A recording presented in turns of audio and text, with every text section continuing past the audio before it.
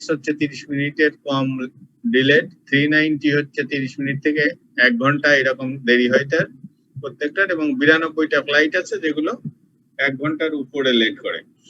এইরকম মোট নয়, এইভাবে বি এরটাও আছে, এবং টোটাল 30 মিনিটস হলো 822, 30 minutes to 60 minutes 706, and more than 60 minutes or 1 hour 172 flights, total 1700। এখন বলছে যে কতগুলো জিনিস এখানে চেয়ে নেওয়া হয়েছে, সেটা হচ্ছে এর আগের অঙ্কটাই মতো, যে শেষের গুলো দেখা যায়। If one flight is selected at random from this 1700 flight, find the probability that this flight is number 1। একটা ফ্লাইটকে আমি র্যান্ডমলি যদি সিলেক্ট করি, তাহলে বলছে যে ওই ফ্লাইটটা মোর দ্যান 1 আওয়ার লেট হওয়ার সম্ভাবনা কত। তাই এইটা আমরা শিখে এসেছি যে more than 1 hour late mode হচ্ছে 172টা। তাহলে এইখানে এই ক্যাটাগরির ভিতরে ওইটা থাকবে, সম্ভাবনা হলে 172/1700। দেখেন তো বোঝা যায় কিনা? আর অবশ্যই আনমিউট করে মানে একজন করে কোশ্চেন করবেন, সমস্যা নেই। আর যদি কোশ্চেন সবাই চুপ থাকেন তাহলে বুঝবো যে না, বুঝতে পারছেন, কোনো সমস্যা হচ্ছে না। তবে অঙ্কগুলো কঠিন না, এই জন্য আমি আশাবাদী হতে পারি যে আপনারা সবাই বুঝছেন। Number 2, less than 30 minutes let's. এই দেখেন লেস দেন 30 মিনিটস লেট এর টোটাল আছে 822, তাহলে এর সম্ভাবনা হবে 822/1700। অঙ্কটা পরের স্লাইডে করে দেওয়া আছে, এটা আমি দেখাবো, তার আগে আমরা একটু আলোচনার মাধ্যমে এটা বুঝে নিই। Number 3, a flight on airline A. এই দেখেন, এই যে এখানটায় একটা ইম্পর্টেন্ট জিনিস, কন্ডিশনাল প্রবাবিলিটি চলে আসছে এখানে। A flight on airline A, given that, এই যে given that it is 30 minutes to 1 hour late, 30 minutes to 1 hour late হচ্ছে এই কলামটা, মাঝের কলাম। আর a flight on airline A 390, হ্যাঁ, এই যে উপরের রোটা, তাহলে উপরের এই যে এয়ারলাইনের রো আর মাঝখানের এই কলাম, এই দুটোর কমন আছে কত? 390, তাই না? তাহলে 390 নিচেই যাবে কোনটা? 390 নিচেই যাবে 706। এটা ক্লিয়ার কিনা সবার কাছে? কারণ আমরা জানি যে এ ফ্লাইট অন এয়ারলাইন এ, অতএব এয়ারলাইন এ এই জায়গাটায় দেখা যাচ্ছে যে, আর গিভেন যেটা, এটা একটা রো একটা কলামের কমন টার্ম হচ্ছে 390। কিন্তু আমরা এর আগে যে দুটো অঙ্ক করলাম, আমরা নিচে দিছি 1700। কিন্তু এটা যেহেতু গিভেন দ্যাট দিয়ে আমাদেরকে বুঝিয়ে দিচ্ছে যে এটা কন্ডিশনাল প্রবাবিলিটি, এখানে 1700 নিচে যাবে না, এখানে যাবে হচ্ছে এই যে গিভেন দ্যাট এর পরে যেটা রো বা কলাম থাকে ওইটা টোটাল। এখানে গিভেন দ্যাট আছে কোন row? 30 minutes to 1 hour late. এই যে এইটা 30 মিনিটস টু 1 আওয়ার লেট, এটা একটা কলাম এবং এটা হলো 706। ঠিক আছে? আচ্ছা। Number 4, more than 1 hour late given that it is a flight on airline B. Sir, তো প্রথম যে কোশ্চেনটা করা হয়েছে, if one flight is selected at random from these 1700 flights, এর পরে হচ্ছে এগুলো সাব পয়েন্ট। তো বেসিক্যালি এটা পুরোটার উপরে কিন্তু স্যার, কোনটা তো উপরে লেখা আছে if one flight is selected at random from this 1700 flights, এরপরে এগুলো হচ্ছে সাব কোশ্চেন। তো এখানে কিন্তু আলটিমেটলি মাল্টিপ্লাই করে 706/1700 টা করতে হবে, নাহলে তো স্যার অ্যানসার আসবে না। 706 ডিভাইডেড বাই 1700 মাল্টিপ্লাই করতে হবে না, কারণ এটা তো 1700। এটা যদি আপনি ভেঙে ভেঙে করেন, এই যে প্রথমে একটা অঙ্ক শিখিয়েছিলাম, হ্যাঁ আপনি যেটা বললেন ওইটা হচ্ছে যে মূল সূত্রের সাহায্যে ওই ধরনের ওই অ্যানালাইসিসটা আমরা প্রথম দিকে আমরা করেছিলাম। এখানে এই যে এখানে এই ভাঙাটা লাগবে না। ওই যে আপনি যেটা বললেন যে 3, এই যেমন ধরেন যে যদি এইরকম থাকতো যে 390 আছে এখানে, 390 এবং ওই 1700 কে যদি ইনভলভ করতাম, দেখা যেত যে 1700 কাটাকাটি চলে যাচ্ছে, থাকছে হচ্ছে এইরকম কিছু। তা আমরা ওই রকম যাচ্ছি না, আমরা সরাসরি সহজে যাতে বোঝা যায় সেইভাবে রাস্তা একটা দেখিয়ে দিচ্ছি। কিন্তু এখানে স্যার অ্যানসারটা তো এই যে দেখেন এই যে অঙ্ক, স্যার এখানে অ্যানসার আসছে 390/706, বাট অ্যাকচুয়াল অ্যানসার আসার কথা 390 ডিভাইডেড বাই 1700, কারণ হচ্ছে স্যার উপরে কোশ্চেনে বলা আছে among 1700 ফ্লাইটস। তাই না স্যার, নাকি আমি না এইটা ঠিক আছে, সবই তো অ্যামং 1700 প্লেস, 706 ও 1700 এর ভিতরে। এখানে তো কন্ডিশনাল দেওয়াই আছে, কন্ডিশন দেওয়াই আছে, কন্ডিশন দেওয়া আছে ঠিক আছে, কিন্তু উপরে বললো 1700 এর ভিতরে হইতে হবে, এইটা থাকবে আপনার উপরে। আমি আবার দেখেন এখানে যদি 1700 না বলে অফ দিস ফ্লাইটস বলতো, 1700 বললো না, মানে 1700ই বুঝাইতো, অফ দিস ফ্লাইট বললো, একই তো। 1700 হচ্ছে টোটাল, আমি একটা নিলেও তো ওই টোটালের ভিতর থেকে একটা নিচ্ছি। ক্লিয়ার? আচ্ছা স্যার, বুঝতে। না স্যার, কনসেপ্টটা আসলে উনি যেটা বোঝাতে চাইছেন ওটা এখনো ক্লিয়ার হয়নি স্যার, কারণ আমরা যে ফ্লাইটের কন্ডিশনগুলো নিচ্ছি টোটালটা কিন্তু 1700 ফ্লাইটের ভিতরেই বলা হচ্ছে স্যার। হ্যাঁ, এই ক্ষেত্রে আমাদের 1700টা এখানে ইনভলভ হবে বলে কন্ডিশনাল প্রবাবিলিটির ক্ষেত্রে সেরকম মনে হচ্ছে স্যার। আচ্ছা আমরা একটু ব্যাকে যাই, এটা কোথায় দেখেছিলাম,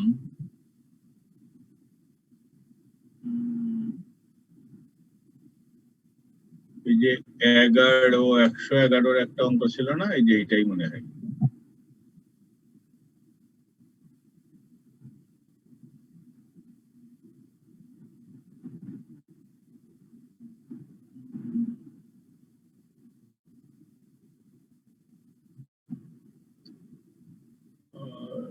না, একটা বিষয় কি আমি আপনাদেরকে বলি, এই অঙ্কগুলোও কিন্তু ওই যে 1700 কে দেখিয়েও কিন্তু অঙ্কগুলো করা যায়।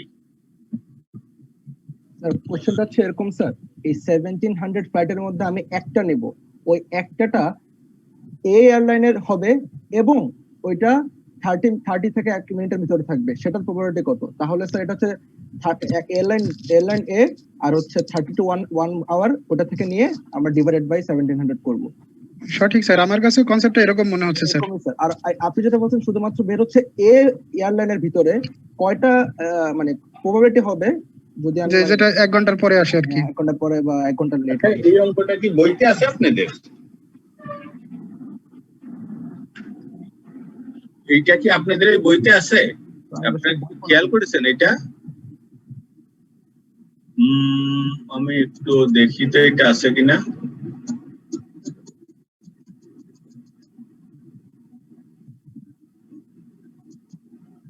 আমার ঠিক খেয়াল আসছে না যে এটা এখানে আছে কিনা। নাই, এখানে মনে হয় নেই।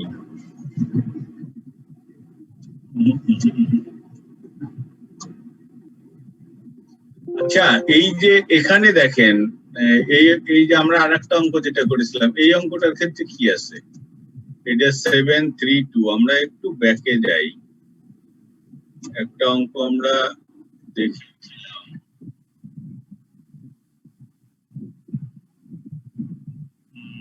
এখানে দেখেন এই যে এই অঙ্কটা লাস্টে কি আছে, the following table gives a two-way classification of the responses of this 100 employees, তাই না? If one employee is selected at random from these employees, এটা সেম কিনা দেখেন তো। ইয়েস স্যার, এরকমই। হ্যাঁ, 100টার মধ্যে একটা। Yes sir. হ্যাঁ, তাহলে হচ্ছে এটা আমি দেখি এটা বইতে কোথায় আছে।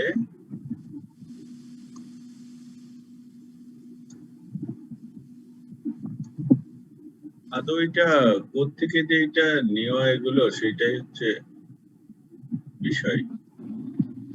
স্যার বইতে একটা ফল্টি প্রোডাক্টের এক্সাম্পল আছে, ওইটার সাথে মিলবে স্যার।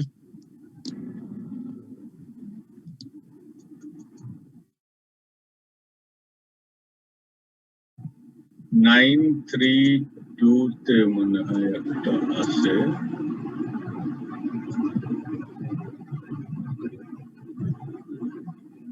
এখানে তো কন্ডিশনাল নেই মনে হচ্ছে।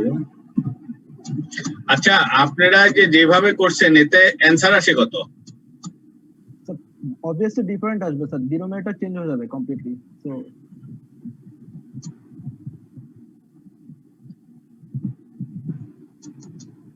আচ্ছা ঠিক আছে, অসুবিধা নেই, এটা এরকম এই স্টেজে থাক। আমি এটা শেষ করি, তারপরে ওইটাকে আমি আলাদাভাবে নিয়ে দেখি ওইটা উৎসটা পাই কিনা, তারপর আপনাদেরকে ওইটা বোঝানোর ব্যবস্থা করব, সমস্যা হবে না। এখন যেভাবে দেখাচ্ছি এইভাবে দেখেন এটা, তারপরে দেখছি। এখানে এই যে ফল্টি যে এইটা একটা আছে না 932 তে যে এক্সাম্পলটা আছে এইটা ছিল 400 লোকের দিয়ে যে এক্সাম্পলটা, তা 400 আমরা কোনটাতে করলাম 400 একটু দেখে নি, এই যে এইটারই সেকেন্ড পার্ট আর একটা আছে,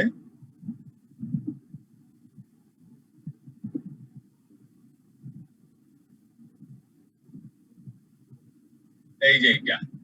এখানে দেখেন যে এই যে সি নাম্বার অঙ্কটা প্রথমে বলছে কি if an item is selected at random from the days production কিন্তু 400, তাই না? What is the probability that, আপনি চলে যান সি নাম্বারে, C it is faulty given that it was produced by ship Z. এই অঙ্কটা আপনাদের বইতে আছে নাকি? এই যে এইটা সি নাম্বারে যান, it is faulty given that it was produced by ship Z। তাহলে এই সি নাম্বারের ফর্মুলেশনটা একটু খেয়াল করেন, P faulty given Z, এইটাকে কি করলো তারা 6/100। তা 6/100 এইটা কিভাবে নিল দেখেন, এখানে ফল্টি হচ্ছে থার্ড রো আর জেড হচ্ছে থার্ড কলাম, এর কমন টার্ম হচ্ছে 6 ডিভাইডেড বাই 110। এইটা কি বুঝতে পারছেন? যিনি প্রশ্নটা উত্থাপন করেছিলেন আপনি বুঝতে পারছেন কিনা এই অঙ্কটা? এতটুকু তো বুঝছি স্যার। হ্যাঁ, ফল্টির জায়গায় যদি গ্রেড 2 হয়, এইটা কিন্তু আপনাদের বইতে আছে দেখেন, এবং বইতে এইটা আছে। এরপরে আমরা যেটা দেখাচ্ছি সেম, ওই 1700 ফ্লাইটের অঙ্কটা কিন্তু সেম। সুতরাং ওইটা ওইভাবে চিন্তা করেন, এরপরে যদি থাকে বা এমন হতে পারে যে আপনি যেটা চিন্তা করছেন ওইটা একটু অঙ্কটা করে আমাকে একটু মেল করে দিন, তাহলে আমি নিজে দেখবো, ঠিক আছে? আর বইয়ের অঙ্কটায় ফল্টির জায়গায় যদি গ্রেড 2 হতো তাহলে কি সেক্ষেত্রে কি আমাদের কমন সংখ্যা ছিল, স্লাইডটা শো হচ্ছে না এখানে। এইটা আমি আবার একটু যাই, এটা কত নম্বরে দেখলাম আবার। হ্যাঁ, কি হয়েছে ফল্টির জায়গায় যদি গ্রেড 2 হতো সেই ক্ষেত্রে কমন সংখ্যাটা কি স্যার 33 থাকতো আর ডিভাইডেড বাই 110। আচ্ছা, এটা একটু দেখি স্যার এই অ্যানসারটা স্যার ঠিক আছে যদি স্যার এরকম হয় যে আমি শুধু জেড মানে জেড এইটা আপনি এইটার কথা বলছেন? জি জি জি, এটা কোনটা কি থাকলে বলেন তো? ইট ইজ ফল্টির জায়গায় মানে সি নাম্বার যেই সাব কোশ্চেনটা, হ্যাঁ, ফল্টির জায়গায় যদি গ্রেড 2 থাকতো, ফল্টির জায়গায় যদি গ্রেড 2 থাকতো, হ্যাঁ তাহলে 33 হতো, 33 ডিভাইডেড বাই 110 হতো। 110, ঠিক আছে স্যার। আমার প্রশ্নটা ছিল এরকম যে এখানে এখন যে অ্যানসারটা আসছে স্যার ফল্টি গিভেন জেড, এর প্রবাবিলিটি হচ্ছে এরকম যে জেড যেগুলো তৈরি করছে তার থেকে ফল্টির প্রবাবিলিটি কত, এটা অ্যানসার ওরকম আসছে। কিন্তু উপরে এখন বলতেছে যে at selected at random from the days production, মানে কমপ্লিট প্রোডাকশন থেকে তার প্রবাবিলিটি কত হবে। তাহলে স্যার তখন আমাকে 400 না উপরের ওইটা না, আপনার আমি তো র্যান্ডম আমি তো র্যান্ডমলি একটা প্রোডাক্ট সিলেক্ট করব, তাই না? From the days production, not from the days production মানে 400। এখন আমি যদি এখান থেকে নিই এটাও 400 এর পার্ট, যেখান থেকেই নিই সেটা তো 400 এরই পার্ট। এজন্য স্যার 400 কে ইনকর্পোরেট করতে হবে না স্যার এটার সাথে, যেটা না হবে না কন্ডিশনের উপর ডিপেন্ড করবে। এইটা হবে না, কারণ এইটাকে তো কন্ডিশনাল করে আমি সীমিত করে দিচ্ছি। আমার 400 হচ্ছে যে টোটাল বিষয়টা যখন আমার বিবেচনায় আসবে, কিন্তু আমার বিবেচনাটাকে সংকুচিত করে দিচ্ছে এই কন্ডিশন দিয়ে, যার ফলে আমাকে ওই অন্যান্য এক্স ওয়াই এবং টোটাল এর দিকে নজর দিতে হচ্ছে না। আচ্ছা স্যার, আমি এখানে বুঝতে পারছি, যদি বলে শিফট ওয়াই এন্ড গ্রেড 2 তাহলে হচ্ছে স্যার 400 আসবে, আর যদি গিভেন বলে তাহলে আসবে না। ওয়াই এন্ড শিফট ওয়াই যদি বলে, যেমন এই যে 1 নাম্বারটা বা 2 নাম্বারটা। यस স্যার, বুঝতে পারছি স্যার, ক্লিয়ার হয়েছে স্যার। 19, তাহলে এইটা আমরা দেখলাম। এইভাবে গেল আমরা অ্যান্সারটা দেই। আচ্ছা, বি নাম্বার এবং সি নাম্বার এটা এর আগেরটাও দেখেছি যে এয়ারলাইন এ এই যে আর events airline A and more than one are mutually exclusive. What about the events? তা এখানে দেখেন এটা তো গতদিনে যে column to column, row to row এইগুলো নিয়ে আমরা আলোচনা করেছিলাম। Airline A and more than one, একটা হলো রো আর একটা হলো কলাম। যদি এইরকম হয় তাহলে they are not mutually exclusive. আর যদি রো রো বা কলাম কলাম হয় তাহলে মিউচুয়ালি এক্সক্লুসিভ। আর events less than 30 and more than 1 hour, এটা যেহেতু দুটোই কলাম অতএব mutually exclusive. Event airline B and 30 minutes, airline B and 30 minutes, একটা হচ্ছে রো আর একটা হচ্ছে কলাম। দে আর ডিপেন্ডেন্ট, একটার উপর আর একটা ডিপেন্ড করে। কারণ বি এয়ারলাইনের যে ফ্লাইট থাকবে সেটা এই কলামেও থাকতে পারে, অন্য কলামেও থাকতে পারে, যে কোনো কলামে থাকতে পারে। যদি না থাকার সম্ভাবনা থাকে তাহলে ডিপেন্ডেন্ট না। এগুলো এই দুটো অঙ্ক পরপর একই ধরনের আছে, একটু খেয়াল করেন। আমি একটু যাই দ্রুত, যে এখানে আর একটা অঙ্ক আছে, এটাও আপনাদের বইয়ের থেকে নেওয়া।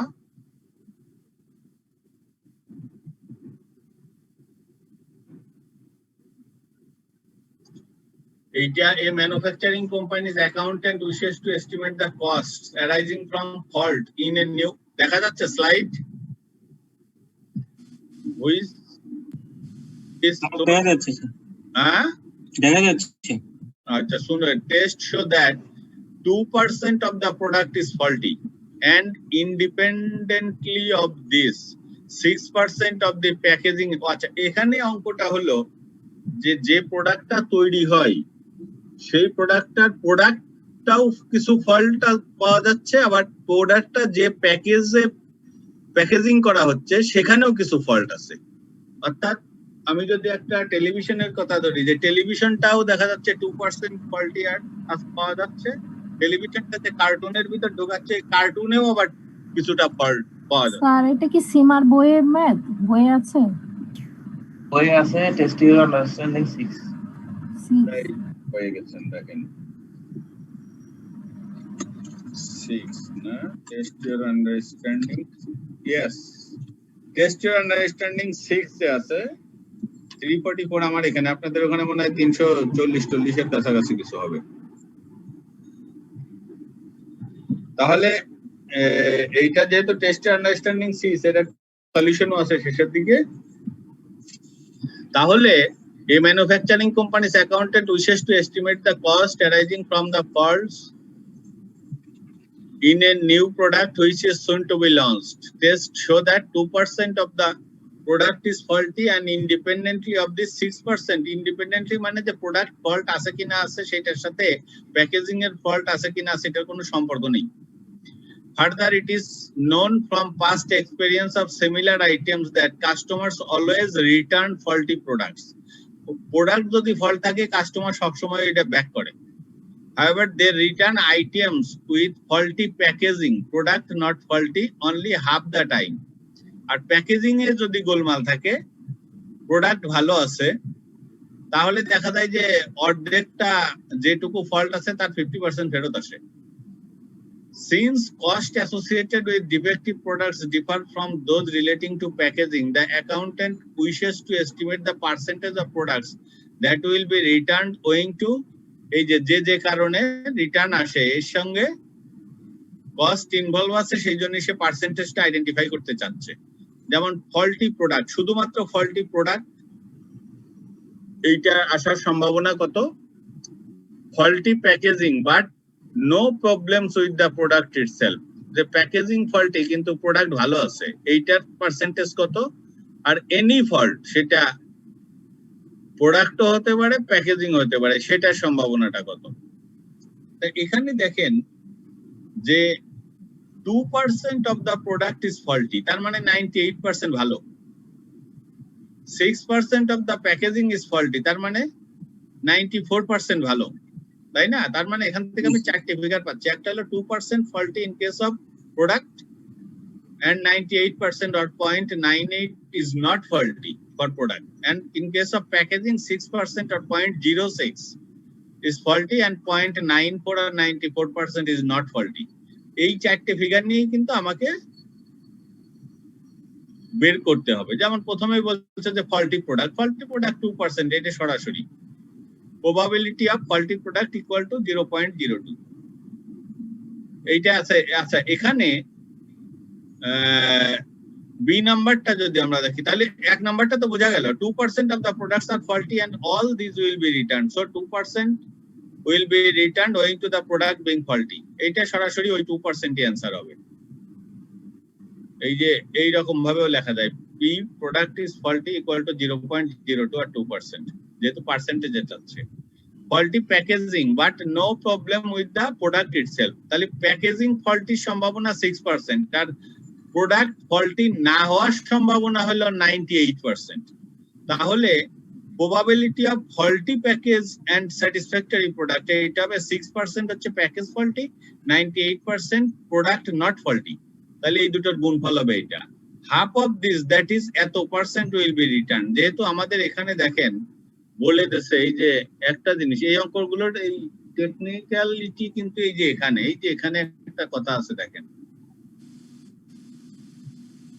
এইটা আমরা অনেকেই কিন্তু ভুল করে বলবো, আমরা গুণ করে দিয়ে 5.88% অ্যান্সার করে দিয়ে আসবো, কিন্তু ভিতরে যে একটা কথা লেখা আছে, however they return items with faulty packaging only half the time, মানে যতটা ঘটনা ঘটবে তার অর্ধেক ফেরত আসে। তার মানে ঘটনার পার্সেন্টেজ হচ্ছে 5.88, তাহলে এর অর্ধেক আসবে 9.24%। বোঝা গেল এটুকু? আচ্ছা, এরপরে এনি ফল্ট, এই জায়গাটাই এনি ফল্ট মানে এই যে 2% আর হচ্ছে এই যে 2.94%, এই দুটো যোগফলটা এখানে আসছে। যে এনি ফল্ট মানে প্রোডাক্ট ফল্টি হতে পারে, প্যাকেজ ফল্টি হতে পারে, কিন্তু প্রোডাক্ট ভালো। তাহলে বলছে এখানে যে দি টু আউটকামস ডিসক্রাইবড অ্যাবাভ আর মিউচুয়ালি এক্সক্লুসিভ। এখানে মিউচুয়ালি এক্সক্লুসিভ মানে বলছে যে যেখানে প্রোডাক্টের ফল্ট আছে, প্যাকেজেরও ফল্ট আছে, এই ধরনের ঘটনা ঘটবে না। ঠিক আছে, দুটোই ফল্ট হইতে পারবে না, হয় প্রোডাক্ট অথবা প্যাকেজিং। সেই ক্ষেত্রেই এই দুটো সরাসরি আমি যোগ করে দিতে পারি। যদি দুটোই ফল্ট থাকতো তাহলে কিন্তু এই প্রোডাক্ট মার্কেটেই যাবে না, সেই জন্য এটা আগেই ফ্যাক্টরি থেকেই কিন্তু এটা আউট করে দিচ্ছে। অতএব এইটা ঘটার কোনো সম্ভাবনা নেই। তাহলে ঘটার সম্ভাবনা আছে প্রথম দুইটা ঘটার সম্ভাবনা, এইটা হলো 2% আর এইটা হলো 2.94%, তাহলে মোট হলো 4.94%। এটা কিন্তু বেশ টেকনিক্যাল একটা প্রবলেম এবং এটার একটু বেশি মনোযোগী হওয়ার দরকার আছে এবং মনে রাখারও দরকার আছে। আপনারা এটা একটু বইতে আমি বুঝিয়ে দিলাম, বইতে আর একটু দেখবেন। এত কথাবার্তা বলার দরকার নাই, সংক্ষেপে করলেই হবে। একটু কনফিউজ লাগতেছে স্যার, কারণ হচ্ছে স্যার উপরে বলা আছে ইন্ডিপেন্ডেন্ট, এজন্য স্যার আবার ইয়েস ইন্ডিপেন্ডেন্ট, যে এইটার সাথে ওইটা সম্পর্ক নাই। কিন্তু আসলে ঘটনা হচ্ছে কি যে এই যে customers always return faulty product, however এই যে half time since cost associated with defective product differ from those related to packaging the accounted, এই যে লাস্টে যে কথাটা বললো এটাও কিন্তু এই জায়গাটায় খুব একটা ক্লিয়ার না, কারণ এখানে ওরা সলিউশনে বলে দিয়েছে মিউচুয়ালি এক্সক্লুসিভ, বাট কোশ্চেনে বলছে দে আর ইন্ডিপেন্ডেন্ট। কারণ হচ্ছে যে এইটাতে এমনও হতে পারে যে প্যাকেজিং এর ফল্ট আছে, তবে প্যাকেজিং এর ফল্ট না প্রোডাক্টের ফল্ট, এটা কিন্তু ফ্যাক্টরির অ্যাকাউন্টেন্ট জানে। তারা এখানে স্যাম্পল টেস্ট করে দেখছে যে 2% of the product becomes faulty and 6% of the packaging of faulty, দুটোই যেন ফল্টি না হয় সেই জন্য কিন্তু তারা কেয়ারফুল যে একদম কাস্টমার ওই দুটো জিনিসই ফল্টি পাবে এইরকম ঘটবে না। সেই জন্যই এই নিচে এই কথাটা তারা ব্যবহার করছে যে mutually exclusive and in all circumstances in which the product might be returned, সেই জন্য এরা এই দুটোকে সরাসরি যোগ করে দিয়েছে। ঠিক আছে, নেক্সটটাই যাই। ওইটা আরেকটু ওই যে বইতে সলিউশন করে দেওয়া আছে, ওইটা আরেকটু পড়ে নেবেন। এখানে আরেকটা আছে, এগুলো আপনার বইয়েরই অঙ্ক। এরপর একটা test understanding 7, test your understanding 7 এইগুলো কি আমার বোঝানোর দরকার আছে না আপনারা নিজেরা দেখে নিলেই হবে? যেহেতু এটা বইতে পড়ে দেওয়া আছে, স্যার এটা সহজ আছে। হ্যাঁ সহজ আছে, তাহলে পরে আর আমি আর যাচ্ছি না। এটা এই শুধু এই যে তবে সহজ থাকলেও প্রত্যেকটা কিন্তু একটু খেয়াল করবেন। এই যে যেমন 1% মাইনাস করলো কেন, তারপরে এখানে নট বি এই জায়গায় 2% মাইনাস করলো, 98 হলো, এটা অবশ্য এখানে দেখানো নাই। তাহলে এই যে কোথায় কি ঘটছে এই বিষয়গুলো কিন্তু একটু কেয়ারফুলি দেখবেন এবং কলম খাতা নিয়ে নিজে অঙ্কটা করবেন, না হলে কিন্তু মনে থাকবে না। এইসব সহজ অঙ্কের সমস্যা হচ্ছে যে এইগুলো দেখতে গেলে মনে হয় আরে এ তো সহজ, করতে গেলে দেখবেন যে আর কি লিখবো ভেবে পাচ্ছি না। তা এইরকম ঘটনা কিন্তু ঘটবে। আমরা মোর কন্ডিশনাল প্রবাবিলিটির আরো কিছু অঙ্ক আছে এখানে, এই অঙ্কটাও বইতে আছে, এটা দেখে নিন। এটা মোর কন্ডিশনাল প্রবাবিলিটি আপনাদের বইতে এটা আছে, এই যে এখানেই আছে, এই যে প্রথম অঙ্কটা 55% 45% এই অঙ্কটা, এটাও কন্ডিশনাল। এই যে পি এ গিভেন ডিফেক্টিভ, এইটা বের করতে হবে। এখন এই অঙ্কটা পার্সেন্টেজ দেখে আবার অনেকে ঘাবড়িয়ে যেতে পারেন, কিন্তু ঘাবড়ানোর কিছু নেই। এখানে দেখেন আমাকে যেটা দিয়ে দিয়েছে সেটা হলো 55% 45% কিন্তু 100, আর বাকি যেটা বলছে ভিতরে এই কথার ভিত্তিতেই কিন্তু আমাকে এই টেবিলটা এইভাবে সাজিয়ে নিতে হচ্ছে। ওই যে গতদিন টেবিলটা সাজানো দেখিয়ে দিছি না, ঠিক ওইভাবে টেবিলটা এভাবে বানিয়ে নিতে হবে। এখানে একটু প্রবলেম ফেস করতে পারেন যে পার্সেন্টেজের কথা বলা আছে, সংখ্যা না, প্রোডাক্টের সংখ্যা না, বা মানুষের সংখ্যা না, বা কোনো অবজেক্টের সংখ্যা না, যার ফলে হবে কি ওই পার্সেন্টেজ দেখে অনেকে আবার কনফিউজ হতে পারে। যে আমি একটু পড়ি এইটা, a firm produces 55% of items on production line A and 45% on B. তার মানে এই দুটো যোগ করে বুঝতে পারছেন 100% হয়ে গেল। In general, 3% of the products of line A and 5% of that of line B are found to be defective. Acha,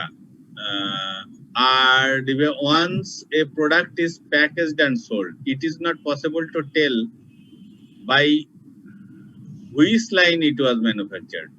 একবার প্যাকেজিং হয়ে গেলে পরে বলা যাবে না যে এটা A লাইনের না B লাইনের। If an item is subsequently returned as faulty, what is the probability that it was made in line A? এখন যখন একটা জিনিস রিটার্ন আসলো তখন বলতে হবে যে এটা A থেকে A তে হওয়ার সম্ভাবনা কত পার্সেন্ট। তাহলে এখানে দুই ধরনের ব্যাপার আছে, একটা হলো যে ডিফেক্টিভ প্রোডাক্ট, একটা নট ডিফেক্টিভ বা ওকে যেটা লেখা আছে এই প্রোডাক্ট। এখন কথা হচ্ছে যে এই টেবিলটা আমি কিভাবে এই বাকি কলাম রো গুলো ফিল আপ করবো। This table shows the information above. A and B have 55%, 45% respectively. Next, we shall incorporate that fact that 3% of A. A কত? A 55 না? এর 3%. এর 3% হলো 1.65. আর B এর 5%. 45% এর 5% হলো 2.25.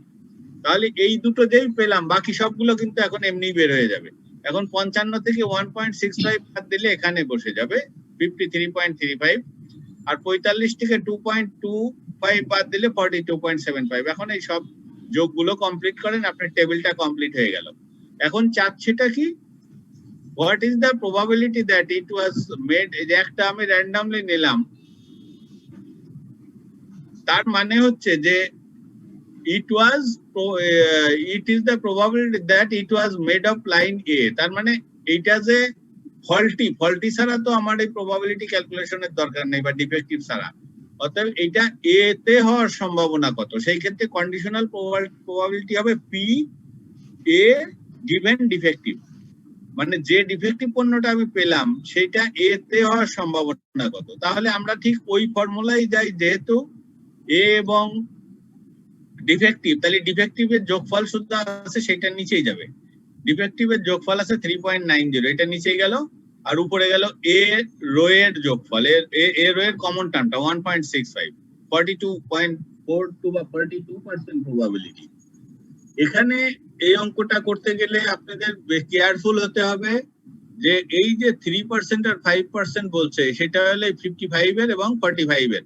আর একটা হচ্ছে যে আপনার কাছে বলছে যে if an item is subsequently returned as faulty, what is the probability that it was made on line A? এখানে কিন্তু সরাসরি আপনাকে বলে নাই যে এইটার প্রবাবিলিটি বের করেন, এখানে কিন্তু একটা সেন্টেন্স দিয়ে দিচ্ছে। এই সেন্টেন্স রাখতে হবে যে এই যে আগে এ বসছে,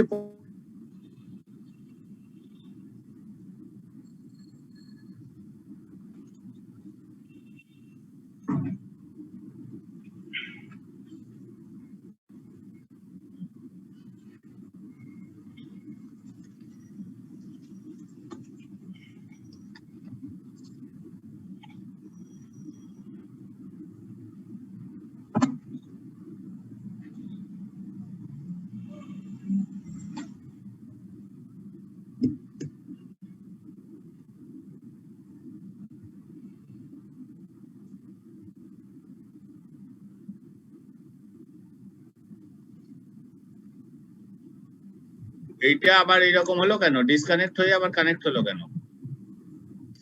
নেটওয়ার্কের প্রবলেম হয়তো। আপনার নেটওয়ার্কের মতো হলুদ দেখাচ্ছে। আচ্ছা, হতে পারে। স্লাইড দেখা যাচ্ছে? না স্যার, দেখা স্লাইড যাচ্ছে দেখা যাচ্ছে না।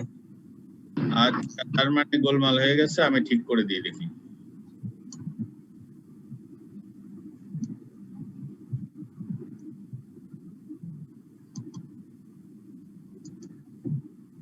এবার জি দেখা যাচ্ছে।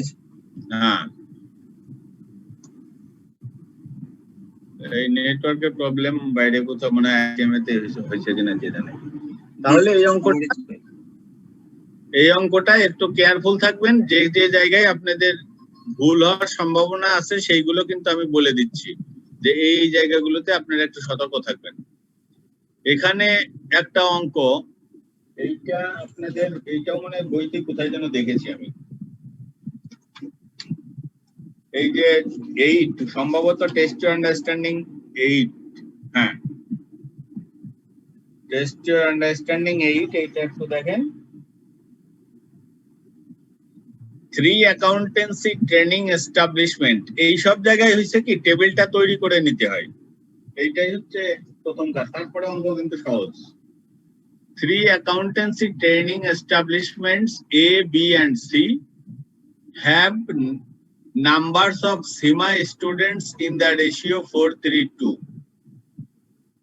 and their pass rates are 35, 68 and 53% respectively. মানে A এর ক্ষেত্রে 35, B এর ক্ষেত্রে 68 এবং C এর ক্ষেত্রে 53.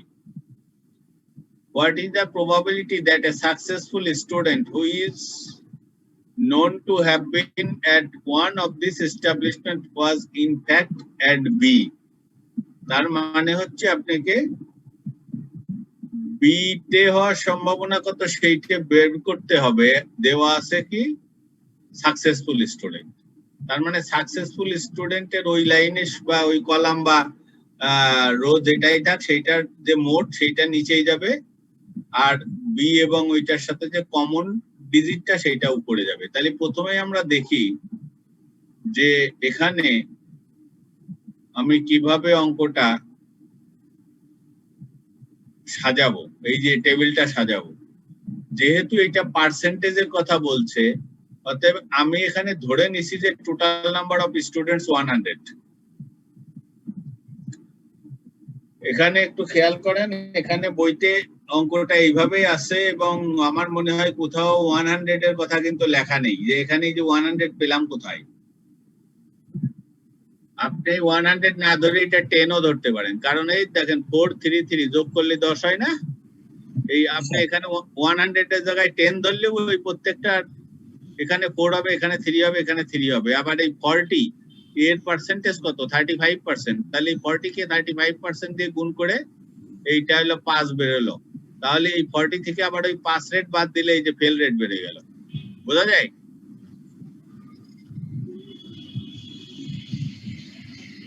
এখন তো টেবিলটা বোঝা যায় কিনা? জি স্যার। হ্যাঁ, তাহলে এই টেবিলটা যখন আমার তৈরি হয়ে গেল, তখন আমি দেখবো যে আমার কাছে চাচ্ছে কি, আমার বের করতে হবে যে বি এর probability given that successful student মানে পাস।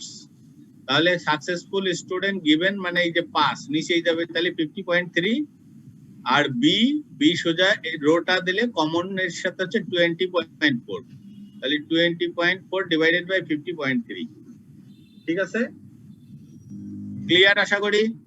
স্যার ওকে, আমাদের ওইটা শেষ। এখন আসেন discrete probability distribution expectation. Expectation আমরা মনে হয় প্রথম ক্লাসে একটু আইডিয়া দিয়েছিলাম যে value into probability equal to expectation. এখন ডিসক্রিট ভেরিয়েবল কাকে বলে? যেটার গোটা গোটা নাম্বার আছে আর কি, ওই কন্টিনিউইটি নাই। যেমন 1 2, এইটা যেমন ধরেন যে ভাউচারের সংখ্যা, ভাউচারের সংখ্যা কি 1.5টা হইতে পারে, 1.5টা হইতে পারে? না স্যার, পারে না। অতএব একটা ভাউচার, দুটো ভাউচার, তিনটে ভাউচার, এইগুলো হচ্ছে ডিসক্রিট ভেরিয়েবল। আর আরেকটা কি হতে পারে, যেমন হচ্ছে সময়, সময় হচ্ছে কন্টিনিউয়াস, বোঝা যায়? স্যার তারপরে মানুষের সংখ্যা ডিসক্রিট না কন্টিনিউয়াস? ডিসক্রিট। ডিসক্রিট। বলি না যে তারা দুইটা মানুষ। তারা 1.5 জন ভাই বোন, এটা বলি না, বলার সম্ভব না। কিন্তু আবার এই রকম হয় কিন্তু যে এই পাড়াতে 20টা ফ্যামিলি আছে, গড়ে প্রত্যেক ফ্যামিলিতে 4.5 জন করে লোক বসবাস করে, এটা তো হতে পারে। কারণ ওই যে গড়ে কথাটা বের করেছে, কিন্তু গড়ে, কিন্তু বাস্তবে একটা ফ্যামিলিতেও 4.5 জন নাই, তাই না? কিন্তু এখান থেকে আমি বের করতে পারি কি, গড় যেহেতু 4.5 দেওয়া আছে, এটাকে মোট দিয়ে গুণ করে আমি মোট জনসংখ্যাটা বের করে নিতে পারি ওখান থেকে।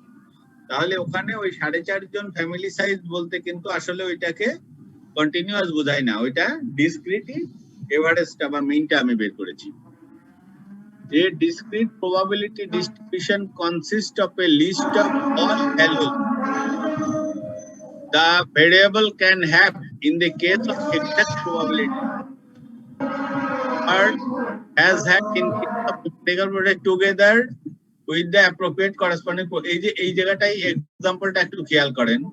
The records of a shop show that during the previous 50 weeks trading the number of sales of a certain item have been এরকম ছিল, মানে আমার 50টা সপ্তাহ স্ট্যাটিস্টিক্স নিলাম, কোনো সেলস হয় না 4 সপ্তাহ ধরে, একটা আইটেম সেলস হয়েছে 16 সপ্তাহ, ওই 50-এর ভিতর 22 সপ্তাহ ছিল যেখানে 22 সপ্তাহে 2টো করে আইটেম সেলস হয়েছে, 6 সপ্তাহ ছিল 3টে করে আইটেম, আর 4টে বা বেশি হচ্ছে মাত্র 2টো সপ্তাহে এইরকম পাওয়া গেছে।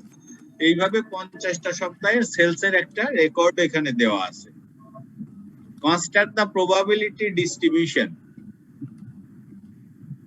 and what is the expected number of the weekly sales of the item। এখন প্রবাবিলিটি ডিস্ট্রিবিউশন, প্রবাবিলিটি কিভাবে এখানে বের করবেন? প্রবাবিলিটি এই যে টোটাল সংখ্যাগুলো আছে এর যোগফলটা কত হবে? যেহেতু এখানে বলছে 50 হবে স্যার। 50 সপ্তাহ, এর জন্য যোগফল হবে 50। জি স্যার।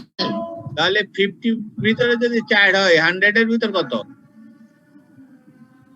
8, তাই না? 8% অথবা 0.08, এইটাই হচ্ছে প্রবাবিলিটি। এইভাবে 69.220 হবে 0.446 হবে 0.4 হবে 0.04, যোগ করলে হয়ে যাবে 1। এই যে আমি প্রতিটা আইটেমের প্রতিটা সেলস ফিগারের জন্য প্রবাবিলিটির একটা কলাম তৈরি করলাম, এটাকে বলা হচ্ছে প্রবাবিলিটি। তারপরে এই প্রবাবিলিটি দিয়ে এই নাম্বারকে গুণ করলে পাওয়া যাবে, সেটা হচ্ছে এক্সপেক্টেড ভ্যালু। দেখেন এখানে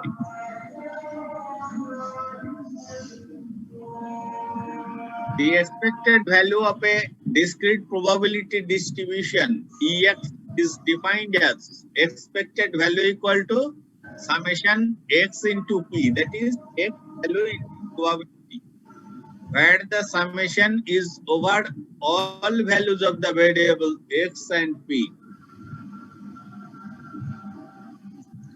স্যার এক্সপি টা আমরা কি করতেছি এখানে? x হচ্ছে এই যে এটা, যে এই যে ডিসক্রিট ভেরিয়েবল যেটা দেওয়া আছে জি স্যার। সেলফ, ঠিক আছে। আর p হচ্ছে প্রবাবিলিটি যেটা আপনি বের করলেন। এটা কিভাবে বের করলেন? ওই যে আলাপ করলাম যেটা, জি স্যার। যে এখানে আমি মনে করি যে আপনি আরেকটা ওই আগের অঙ্কটাই এই দুটো কলাম আগে লিখবেন, লিখে এই এর পরের কলামটা দিবেন হচ্ছে প্রবাবিলিটি ডিস্ট্রিবিউশন। স্যার আমার প্রশ্নটা এখানে না। 50 এ যদি এইটা হয় তাহলে প্রত্যেকটাকে 50 দিয়ে ভাগ দেন। জি স্যার। ভাগ আমার দিলে প্রশ্ন এখানে একটা পার্সেন্টেজ পাবেন, লাস্টে 50 দিয়ে 50 দিয়ে ভাগ দিলে 1 হয়, দেখবেন যে যোগ করলে 1ই হচ্ছে। তাহলে এটা প্রবাবিলিটি ডিস্ট্রিবিউশন বেড়ে গেল। তারপরে দিবেন এক্সপেক্টেড ভ্যালু, ওপিএক্স, এক্সপেক্টেড ভ্যালু। সেটা বের করবেন কিভাবে? এই প্রবাবিলিটি যেটা বের করলেন এইটার সাথে এই যে 0 1 2 3 4 এটা গুণ করবেন, এই যে এখানে। তো এক্সপি টা কি ওই যে এক্সপেক্টেড ভ্যালুর কথা বলতেছেন? 2 এর সাথে 0.44 গুণ করলে 0.88, ঠিক আছে। এইভাবে লাস্টেরটা কি নেবেন? লাস্টেরটা 4 আর মোর আছে, 4 আর মোর মানে তো 5 6 7 8 হইতে পারে, কিন্তু এখানে সেই জন্য বলে দিয়েছে যে এখানে যেহেতু উপরের ফিগারগুলো আমার হাতে নেই, অতএব আমি 4টাকেই নিলাম, ঠিক আছে। তাহলে এক্সপেক্টেড ভ্যালু কত হলো? 1.72। এইটাকে বলা হচ্ছে probability distribution. Are expected value অবশ্যই যোগফলটাকে বলা হবে এক্সপেক্টেড ভ্যালু ওই 50 উইকের। ক্লিয়ার?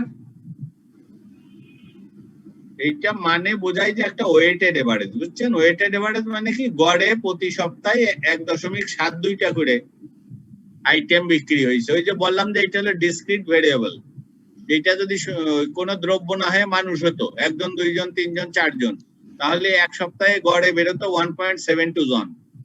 1.72 জন এটা কিন্তু হতে পারে না, কিন্তু এটা যেহেতু একটা এভারেজ, ওয়েটেড এভারেজ, সেই জন্য এটা একটা মিনিং বেয়ার করে, ঠিক আছে।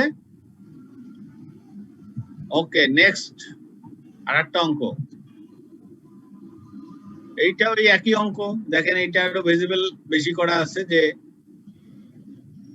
if a coin is tossed 3 times,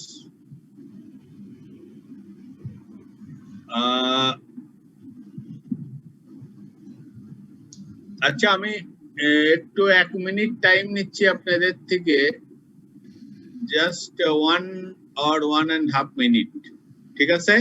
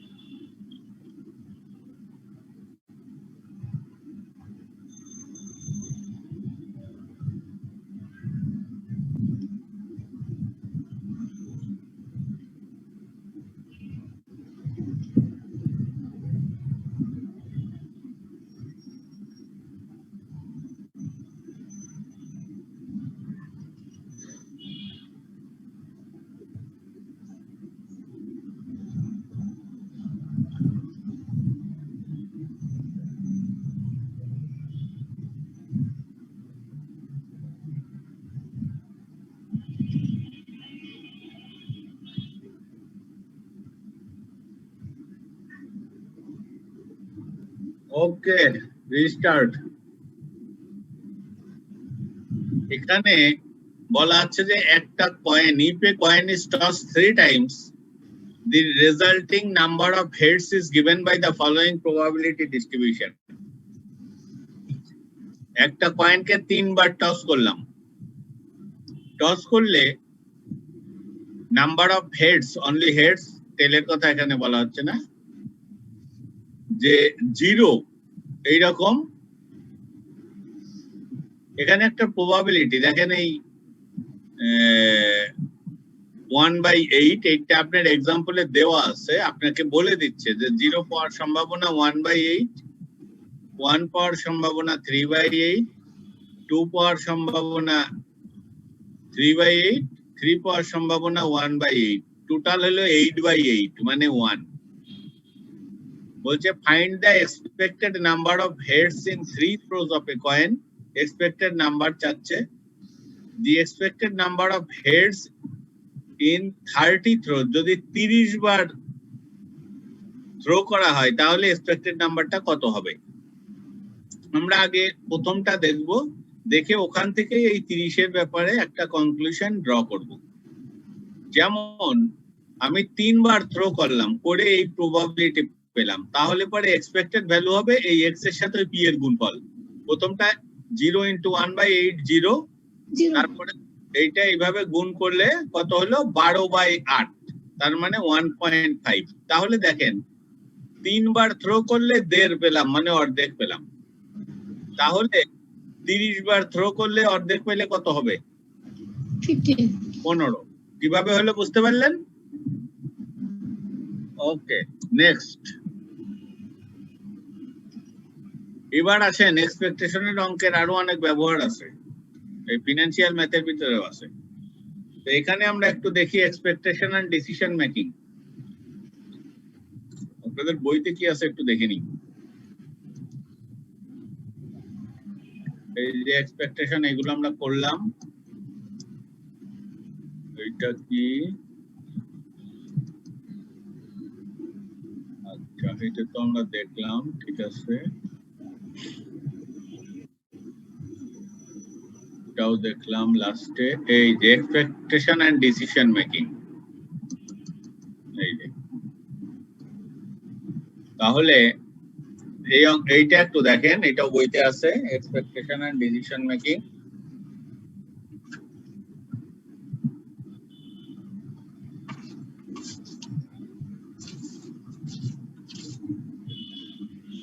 এইটা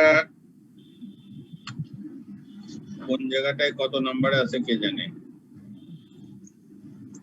আচ্ছা, এইটা একটু দেখেন, এই অঙ্কটা সহজ অঙ্ক, অঙ্কগুলো কিন্তু খুবই সহজ, আবার দেখে ভয় পেয়ে যায় না যে এত কি সব লেখা রয়েছে। একটু পড়েন। A decision has to be made between 3 options A, B and C. The possible profits and losses are, এই 3টে অপশন এইভাবে দেওয়া আছে। অপশন এ তে বলছে a profit of 2000 pound with probability 0.5, otherwise a loss of 500। এই একটা line থেকে বুঝবেন যে 2000 পাউন্ড প্রফিট করার সম্ভাবনা হচ্ছে 50% বা 0.5, আর লস করার সম্ভাবনা 500 পাউন্ড। তাহলে এর সম্ভাবনা কত হবে লসের? যেহেতু আমরা জানি টোটাল প্রবাবিলিটি 1, যদি 50% প্রফিটের সম্ভাবনা থাকে, বাকি 50% হবে লসের সম্ভাবনা। এটা বলা নাই, কিন্তু বুঝে নিতে হবে। হ্যাঁ, বুঝে নিতে হবে। Option B, a profit of 800 pound with probability 0.3, otherwise a profit of 500.7। Option C, a profit of 1000 pound with probability 0.8 of, এটা অড হবে, অফ না, অড,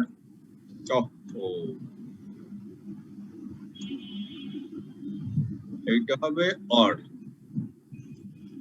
তাহলে or 500 with probability 0.1 or otherwise a loss of 400। তাহলে loss of 400 এর probability কত হবে?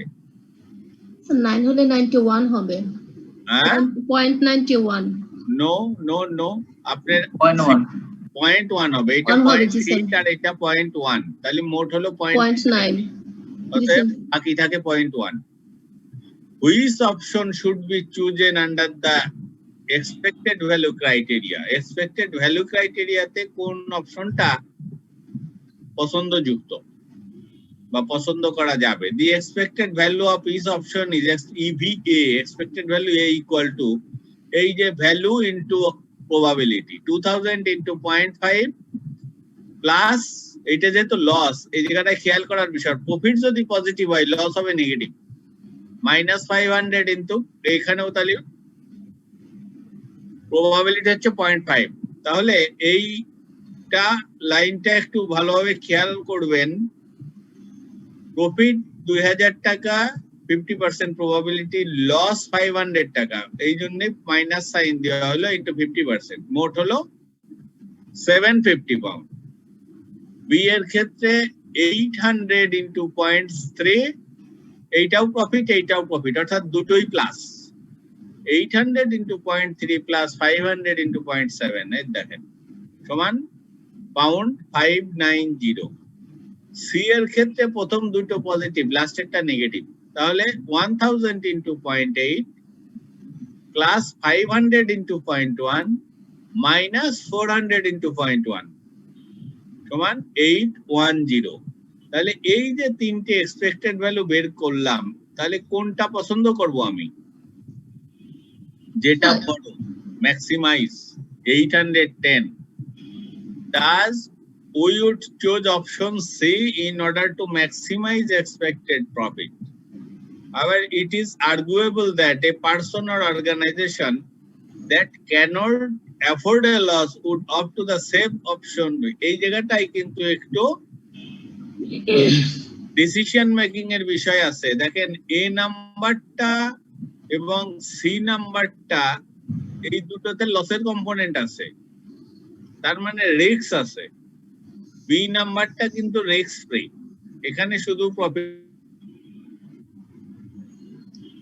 কিন্তু কম, no risk no gain.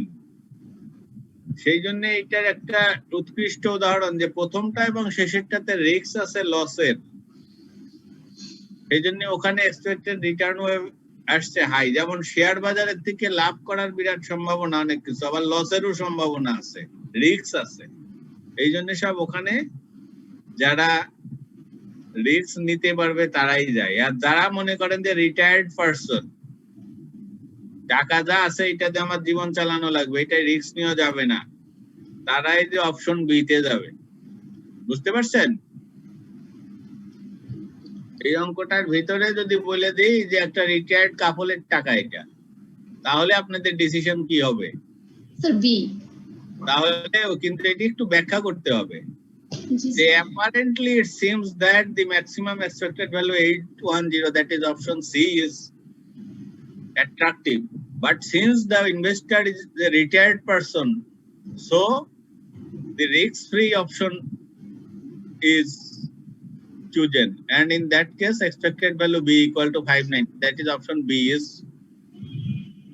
chosen. এইভাবে বলে দিতে হবে কিন্তু এই ডিসিশন মেকিং। এই জন্যই বলছে যে এক্সপেকটেশন এন্ড ডিসিশন মেকিং, খালি বড় হইলেই আমি নিয়ে নেব, কিন্তু ওই দিক যে লেখা আছে যে রিটায়ার্ড পারসন, সেইটা খেয়াল করি নাই, এইটা হবে না।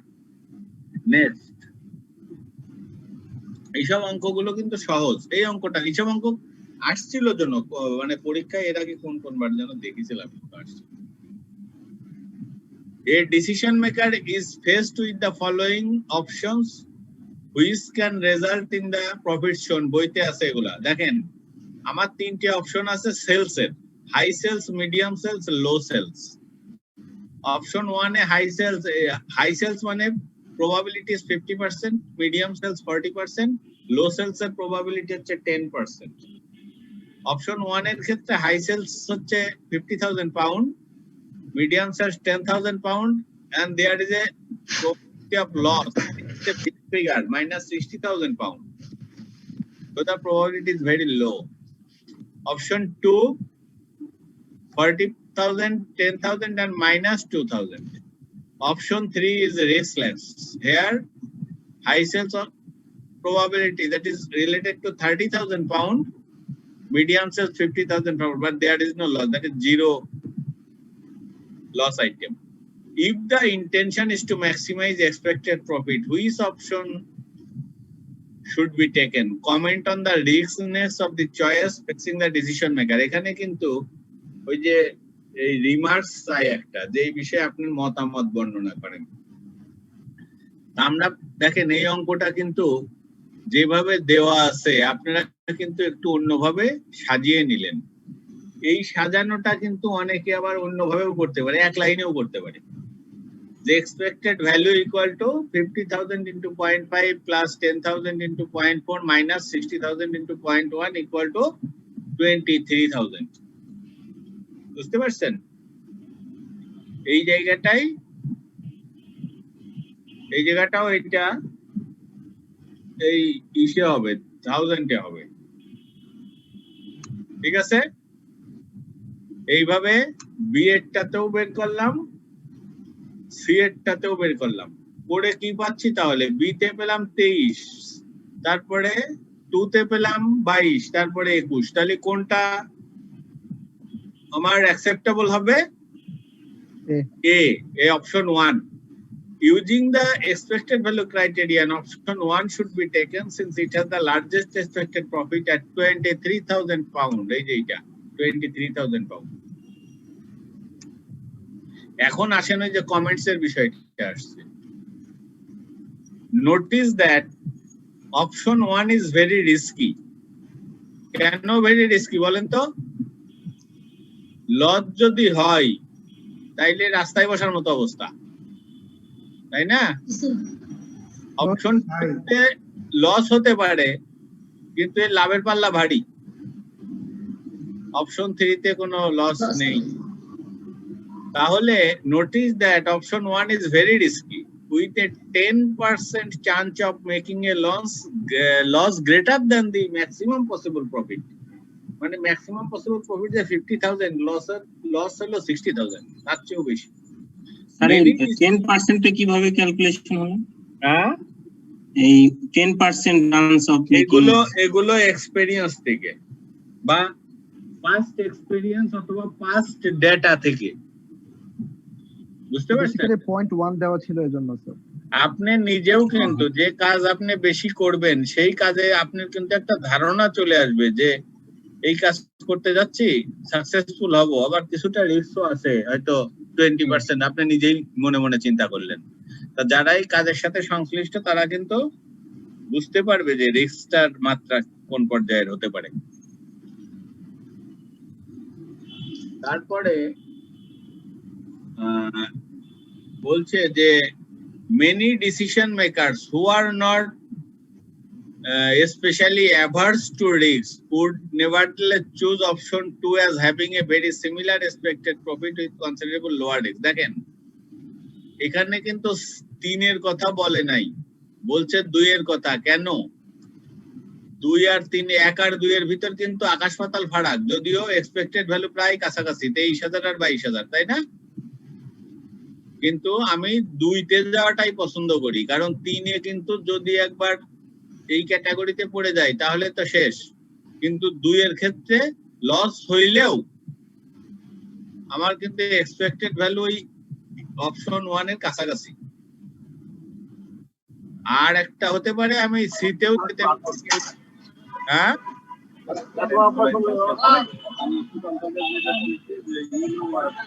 যে আমি এখানে কোনো রিস্ক নাই, খুব বেশি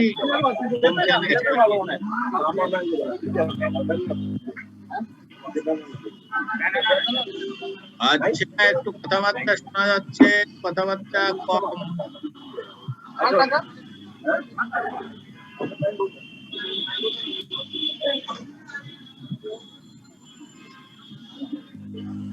তাহলে এটা হলো, আমরা নেক্সট স্লাইডে যাই। স্যার আমরা কি এখানে তাহলে যদি রিস্ক না চাই তাহলে নাকি আমরা অপশন 3 চুজ আচ্ছা, করব না? এই জিনিসটা আপনাদের এখানে নাই। দেখেন তো এই পে অফ টেবিল আছে কিনা এটা বইতে?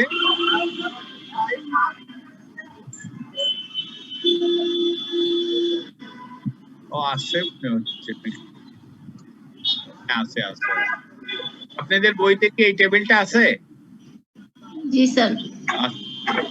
আচ্ছা, তাহলে আমাকে বোঝাইতে হবে।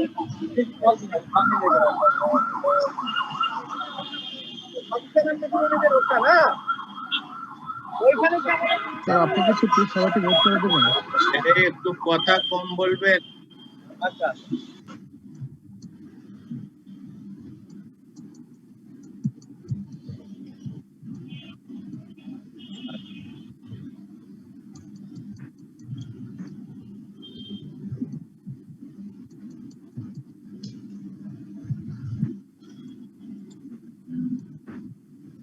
এইটা দেখেন, এই store holder has to decide how many units of the perishable commodity. Perishable commodity কোনটা? পচনশীল। মনে করেন ফাস্ট ফুডের দোকান দিয়ে বার্গার এনে রাখলাম, বিক্রি হলো না, এটা কি হবে? নষ্ট হয়ে যাবে না? এটা হলো perishable commodity. To buy is past demand has followed the কত পেজ নাম্বার? হ্যাঁ, পেজ নাম্বারটা কত? এটা আপনাদের সাথে মিলবে কিনা জানি না। এই যে এটা কত?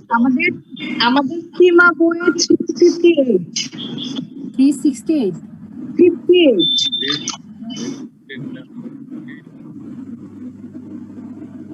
বইয়ে 358 360 আমার এখানে দেখতে পাচ্ছি।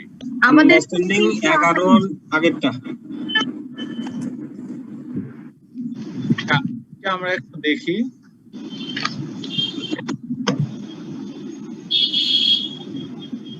যে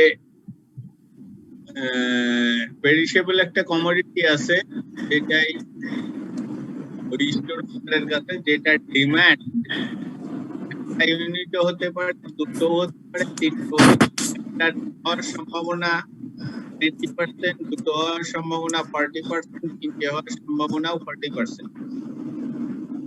এখন প্রতিটা ইউনিট এই বিক্রেতা কিনে আনে 10 পাউন্ড দিয়ে, বিক্রি করে 20 পাউন্ডে।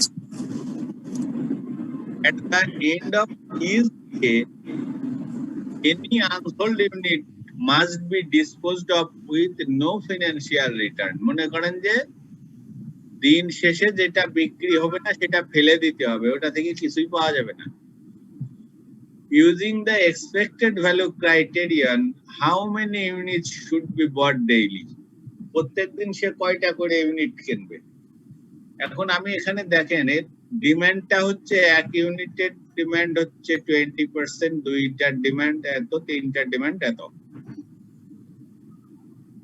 এখন আমি যদি একটা ইউনিট কিনি তাহলে কি ঘটবে? একটা ইউনিট কিনতে লাগে 10 পাউন্ড, বিক্রি করি 20 পাউন্ডে, তার লাভ হয়ে যাবে 10 পাউন্ড, তাই না? তার সাথে আমরা প্রবাবিলিটি ট্রিটমেন্ট দেব। তারপরে যদি এই একটা আনলাম, যদি দুটো ডিমান্ড থাকে আমার, আর একটা আমি বিক্রি করতে পারবো না, কারণ আমার কাছে আছেই একটা।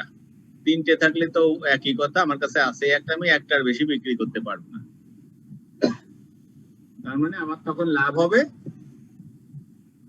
20 পাউন্ড, এই 10 পাউন্ড, যেহেতু 10 পাউন্ড দিয়ে কিনলাম আর 20 পাউন্ড বিক্রি করলাম। এটা হলে একটা যদি আমি প্রত্যেকদিন দোকানে রাখি। যদি আমি দোকানে দুইটা রাখি তাহলে কি ঘটনা ঘটতে পারে? দুইটাই বিক্রি হতে পারে। যদি 3 জন কাস্টমার আসে, আমি দুইটার বেশি দিতে পারবো না, সেক্ষেত্রে দুইটাই বিক্রি করতে হবে। যদি একটা বিক্রি হয়, একজন কাস্টমার আসে, তাহলে আর একটা ফেলে দিতে হবে। সিনারিও হচ্ছে কিন্তু 2 রকম 3 রকম। তাহলে মনে করেন যে আমি দুইটা কিনলাম, দুইটাই বিক্রি হয়ে গেল, তাহলে কি হবে? 10টা, দুইটা কিনতে আমার লাগে 20 পাউন্ড, দুইটা বিক্রি করি 40 পাউন্ড, আমার লাভ হয়ে যাবে 20 পাউন্ড, তাই না? কিন্তু দুইটা কিনলাম, বিক্রি হলো একটা, আর একটা ফেলে দিতে হলো, তখন কি হবে? দুইটা কিনতে লাগলো 20 পাউন্ড, একটা বিক্রি করলাম 20 পাউন্ড, আমার লাভও না লসও না, কারণ বাকিটা ফেলে দিছি, ওইটার কাস্টমার আসে। ঠিক আছে, বোঝা যাচ্ছে কিছু? এরপরে মনে করেন যে না, দুইটা না, আমি দোকানে 3টে রাখবো। 3টে যদি বিক্রি হয় তাহলে একদম সুপার। 3টে কিনলাম 30 পাউন্ডে, বিক্রি করলাম 60 পাউন্ড, আমার 30 পাউন্ড লাভ হয়ে দেখা গেল যে 3টে দোকানে রাখলাম, কাস্টমার আসলো 2 জন, তাহলে কি হবে? একটা ফেলে দিতে হবে। তাহলে আমার 3টে কিনতে আমার খরচ হচ্ছে 30 পাউন্ড, দুটো বিক্রি করলাম 40 পাউন্ড, তাহলে আমার 10 পাউন্ড লাভ হলো। আর যদি 3টে দিতে হবে, দুটো ফেলে দিতে হবে। তাহলে তিনটে কিনলাম 30 পাউন্ড দিয়ে, বিক্রি করলাম একটা 20 পাউন্ড। দেখেন খরচ করলাম 30 পাউন্ড, আসলো 20 পাউন্ড, 10 পাউন্ড লস, কারণ দুটো ফেলে দিতে হচ্ছে। এই যে এইভাবে যে লাভ লস হিসাব করে আমরা যে টেবিলটা তৈরি করি, এই টেবিলটার নামই হচ্ছে পে অফ টেবিল। বুঝতে পারছেন? এই টেবিলটার নামই হচ্ছে পে অফ টেবিল। এইটা এখানে যে রকম এই যে সোজা কথা, যে লাভ ক্ষতি হার জিত এই ধরনের টেবিল যেগুলো আর কি, এইগুলোর যে দিয়ে যে টেবিলটা তৈরি করা হয়, যে ডিমান্ড এবং সাপ্লাই ডিমান্ড এর ভিত্তিতে বা পারচেজ সেল এর ভিত্তিতে যে টেবিলটা তৈরি করা হয় প্রফিট লসের, সেইটাই হচ্ছে পে অফ টেবিল। তাহলে এখানে আমরা শেষের অংশটা একটু দেখি। assume that the past demand pattern will obtain, এত কিছু আপনাদের লেখা লাগবে না অঙ্ক যদি আসে, এই যে আপনাদেরকে বোঝানোর জন্য এটা করা আছে। there are also যে the storeholder has only 3 initial choices, যে সে বাই 1, 2 আর 3, সে একটা কিনবে পার ডে, অথবা দুটো কিনবে, অথবা তিনটে কিনবে, এই তিনটেই অপশন আছে। There are also 3 possible outcomes. Outcomes means the sales, the demand একটা থাকতে পারে, দুটো থাকতে পারে, তিনটে থাকতে পারে, সেইটাই আমি এখানে সাজিয়েছি। ডেইলি অর্ডার, আমি ডেইলি অর্ডার মানে আমি দোকানে রাখবো একটা, দুইটা বা তিনটে, এইভাবে আমি রাখতে পারি। ডিমান্ডও থাকতে পারে একটা, দুইটা, তিনটা। যদি দেখা যায় যে একটা রাখলাম, একটারই ডিমান্ড, তাহলে আমার যে ওইভাবে হিসাব করে 10 পাউন্ড আমার লাভ হবে। আমি একটা দোকানে রাখলাম, দুইটার কাস্টমার আসলো, আমি তো দুইজনকে দিতে পারবো না, আমি একটাই সেল দেওয়ার ক্ষমতা আছে, অর্থাৎ আমার দুইজনই যদি দুইটা রাখি, কাস্টমার 3 জন আসলো বা কাস্টমার 1 জন যদি আসে, তাহলে আমার কোনো লাভ হবে না, কারণ কাস্টমার যদি 1 জন আসে তাহলে আর একটা আমাকে ফেলে দিতে হবে। দুটো কিনছি 20 পাউন্ড দিয়ে, বিক্রি হলো একটা 20 পাউন্ড, আমার লাভ হলো 0, কারণ বাকিটা ফেলে দিলাম। দুটো কিনলাম 20 পাউন্ড দিয়ে, কাস্টমার আসলো 2 জন, তাহলে আমার লাভ হলো 20 পাউন্ড। আবার দুটো কিনলাম 20 পাউন্ড দিয়ে, কাস্টমার আসলো 3 জন, 3 জন আসলে লাভ নাই, কারণ একজন কাস্টমারকে আমার ফেরত দিতে হবে, আমার আছেই তো দুইটা, অতএব আমার এই 20 পাউন্ডই আমার প্রফিট থাকবে। এবার আসেন তিনটের ক্ষেত্রে, যেটা আমি এর আগে আলাপ করলাম। তিনটে রাখলাম, কাস্টমার আসলো 1 জন, তাতে আমার 10 পাউন্ড লস হবে, ওইভাবে হিসাব করে। তিনটে রাখলাম, কাস্টমার আসলো 2 জন, আমার 10 পাউন্ড লাভ হবে। আর তিনটে আসলো, কাস্টমারও 3 জন এসে তিনটেই নিয়ে গেল, অতএব আমার 30 পাউন্ড লাভ হবে। এটা হচ্ছে ম্যাক্সিমাম প্রফিট। এখন প্রশ্ন হচ্ছে এই যে কিভাবে ক্যালকুলেশন করা হলো, সেটা এখানে একটু দেখিয়ে দেওয়া আছে। আপনারা সবগুলো দেখানোর দরকার নাই, একটা দুটো দেখিয়ে টেবিলটা ক্যালকুলেটরে বা মুখে মুখে হিসাব করে ফিল আপ করে দিবেন। এরপরে শেষে আসেন এক্সপেক্টেড ভ্যালু কিভাবে বের করতে, কারণ এক্সপেক্টেড ভ্যালুর সাথে কিন্তু প্রবাবিলিটি জড়িত। ইভি অফ অর্ডার 1, আমরা একটু আগের পৃষ্ঠায় যাই, এর দেখেন 1 এর ওখানে সম্ভাবনা হচ্ছে 20%, 2 এর ক্ষেত্রে 40%, 3 এর ক্ষেত্রে 40%, এইটা এখন অ্যাপ্লাই হবে। এক্সপেক্টেড ভ্যালু অফ অর্ডার 1 হচ্ছে 10, কারণ এখানে তিনটেই 10 আছে।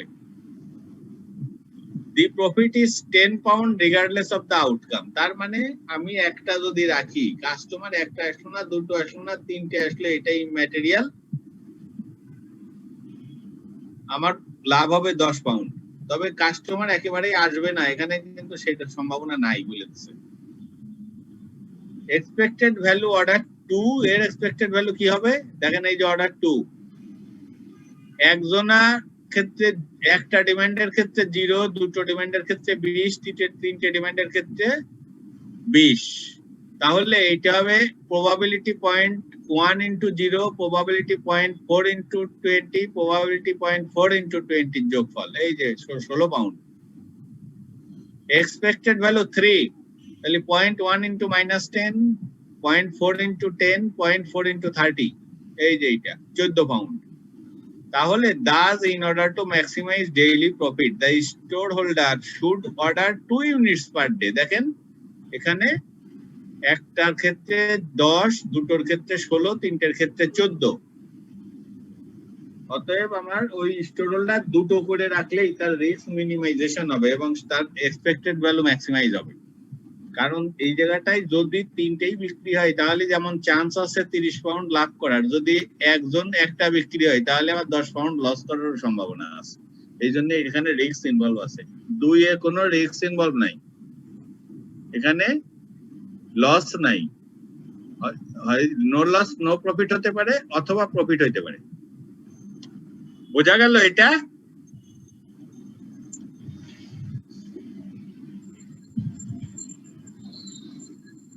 আচ্ছা, এরপরে আমরা তাহলে যাই আরেকটাতে। এইটাও ঠিক একইভাবে আমরা একটা পে অফ ম্যাট্রিক্স তৈরি করলাম। এইটাও কি বইতে আছে নাকি? মনে হয় আছে, এই যে আছে এইটা। জি স্যার, আছে আছে, বইটাও আছে।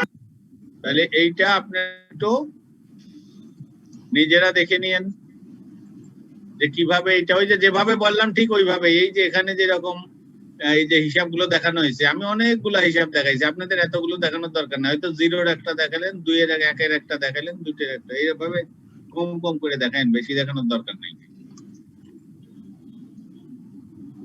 আচ্ছা, এরপরে লিমিট, এই যে তাহলে আমরা এই যে এক্সপেক্টেড ভ্যালু এই জায়গায় শেষ হয়ে গেল এটা দিয়ে, ঠিক আছে?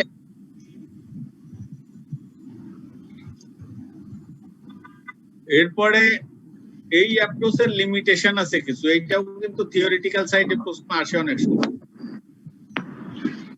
What are the limitations of the expected value approach? Then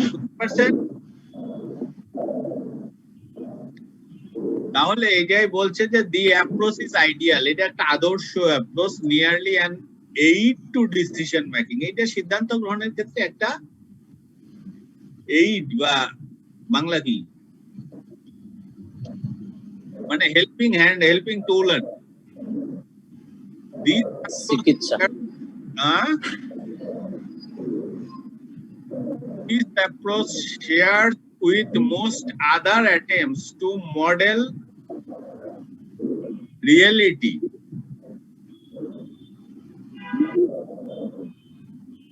is that the outcomes and probabilities need to be estimated. This approach shares with most other attempts to model reality is that the outcomes and probability need to be estimated. এই জায়গাটা এই যে একজন প্রশ্ন করেছিলেন যে ওই probability বা এগুলো জানবো কি করে, এই দেখেন এখানে বলে দিয়েছে যে দিস ইজ এস্টিমেটেড। ওই যে আমি যেটা বললাম যে এটা এক্সপেরিয়েন্স থেকে বা আপনার পারিপার্শ্বিক অবস্থার ভিত্তিতে আপনাকে সিদ্ধান্ত নিতে হবে। An analysis of expected values does not give the whole picture. It can only give a guide to decision makers. এটা কিন্তু পুরো চারটা আপনাকে দেবে না, এইটা একটা গাইড হিসাবে ডিসিশন মেকারের সাহায্য করবে। বোঝা গেল? আমাদের প্রবাবিলিটির তাহলে যেটা শিখলাম, আমি একটু রিভিউয়ে যাব। এরপরেই আসছে নরমাল ডিস্ট্রিবিউশন, এটা আজকে শুরু করব না, তাহলে উল্টাপাল্টা হয়ে যাবে। আমি একটু, যেহেতু হাতে কিছু টাইম আছে, আমি একটু প্রথম দিকে যাই, ঠিক আছে? আমরা আর আগের স্লাইডটা যে দেখালেন বইয়ে তো নাই, এটা কোনটা? লিমিটেশন অ্যাপ্রোচটা লিমিটেশন বইতে নাই, স্যার দেখতেছি না। আমি তো আছে আছে, এই যে দেখা যায়, হ্যাঁ আছে। আন্ডারস্ট্যান্ডিং 11 এর পরেই আছে। হ্যাঁ, এই 9.9 আপনাদের মার্ক কত আছে সেটা দেখ। 359 পেজ। আচ্ছা, যাই হোক, দেখেন যার যেটা যেখানে আছে আর কি।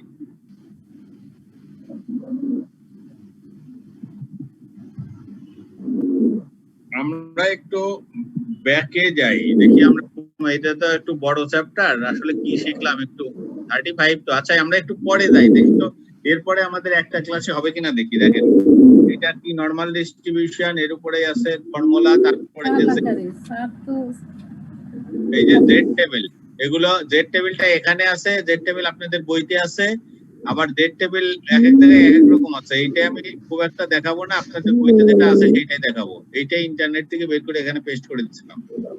তারপরে আপনাদের বইয়ের যে অঙ্কগুলো আছে সেইগুলোই দেখানো আছে। এরপরে এই যে অঙ্কগুলো, এই অঙ্কগুলো কিছু আছে বইয়ের, কিছু বইয়ের বাইরেরও মনে হয় আছে। এই ও আচ্ছা, আর একটা জিনিস আছে, ভেন ডায়াগ্রাম, আমাদের তো আরো বাকি আছে তাহলে। তারপরে রিস্ক এন্ড আনসার্টেনিটি ডিফারেন্স, এটাও থিওরিটিক্যাল কোশ্চেন আসে। এই যে ক্যাটাগরিজ অফ রিস্ক, এটা খুব ডিটেইলে যাওয়া লাগবে না, একটু বুঝিয়ে দেব। এগুলো ওই যে কন্ডিশনাল প্রবাবিলিটির কিছু কিছু এখানে, আবার এখানে বেশ কিছু অঙ্ক করানো আছে, ঠিক আছে? এই জন্যই এখানে স্লাইড সংখ্যা এত বেশি। আর যদি আপনার স্লাইডগুলো দেয়া যাবে না? বইয়ে অত সাজানো গোছানো নাই, আপনার তো পয়েন্ট আকারে লেখা। আপনার স্লাইডগুলো দিলে ভালো হয় স্যার। স্লাইডগুলো স্লাইডগুলো দিলে দেওয়ার ভালো কিছু হয়। রেস্ট্রিকশন আছে, ওই জন্যই ওরা যদি দিতে পারে তা দিক। তবে সব আপনাদের আপনি দিয়ে বইতে দেন আছে, এই আমাদের। যেটা বলছি এগুলো সব আপনাদের বইতে, এবং আমি বই থেকে হুবহু তুলছি এখানে। শুধুমাত্র কি বইয়ে অনেক কথাবার্তা থিওরিটিক্যাল আছে, এখানে থিওরিটিক্যাল আলাপগুলো আমি মুখে মুখে বলে যাচ্ছি। আর থিওরিগুলা বইয়ে ডিটেইলসে লেখা, আপনার তো হ্যাঁ পয়েন্ট আকারে বুঝতে ইজি হয়। হ্যাঁ, এইসব এত স্লাইড থেকে এত সংক্ষেপ করতে দেয়। আচ্ছা, আমি একটু, যেহেতু আর কয় মিনিট আছে, আর 5 মিনিট আছে। 5 মিনিট আমরা একটু রিভিউ করি। এই যে প্রবাবিলিটি আমরা এই যে শুরু করেছিলাম, বলেছিলাম যে 0 to 1, it varies from 0 to 1. 0 means impossible item and 1 means certain item. এটা একটা গেল ফর্মুলা। এই যে এক্সাক্ট প্রবাবিলিটি যে ফর্মুলা আপনাদের বইতে আছে সেটা এখানে দেওয়া আছে। তারপরে আমরা এই যে বললাম যে এক্সপেরিমেন্ট আউটকাম স্যাম্পল স্পেস, এইগুলো not so important for you because I have taken this from probably intermediate class statistics books. আপনাদের এটা করতে দেয় ওই কিছু কিছু জায়গায়, আবার আমার কালেকশন করা লাগছে যে কিছু কিছু আইটেম আসছে, এগুলো তো আপনাদের বুঝাইতে হবে অন্য বই থেকেও কিছু কিছু। তবে আপনাদের পরীক্ষার জন্য এটা এডিশন, রোল অফ প্রবাবিলিটি, এগুলো আমরা দেখেছি। এবং এর ফর্মুলা হচ্ছে এই যে এখানে আছে, এই ফর্মুলাগুলো একটু মনে রাখতে হবে আর একেবারে। আপনি একটু মিউট করে দেন, শুনতে পাচ্ছি না, সাউন্ড হচ্ছে। মিউটটা যে হোস্ট, একটু মিউট করে দেন তো সবাইকে। হোস্ট আপনি পারবেন স্যার, আপনি কো-হোস্ট। হোস্ট, কিন্তু এর মিউটের সেই বাটন কোথায়?